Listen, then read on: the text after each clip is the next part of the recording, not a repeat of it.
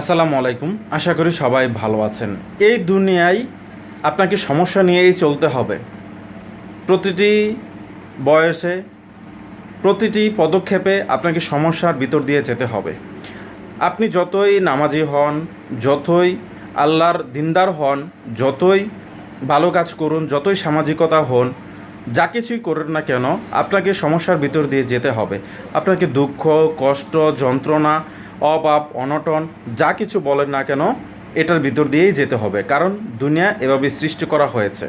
তবে হ্যাঁ, আল্লাহর দিনদারি এবং আল্লাহর পথে চলা এবং আল্লাহর সাথে সম্পর্ক ভালো থাকলে আপনি যে সমস্যার সম্মুখীন হবেন না তা না, কিন্তু এই সমস্যা থেকে কিভাবে আপনি ধৈর্য ধারণ করতে পারবেন, কিভাবে আল্লাহর আরও বান্দাশীল হতে পারবেন, সেগুলোকে আপনি ধারণ করতে পারবেন, বুঝতে পারবেন এবং জানতে পারবেন, যার ফলে সমস্যাগুলো আপনার কাছে খুব ক্ষুদ্রই মনে হবে।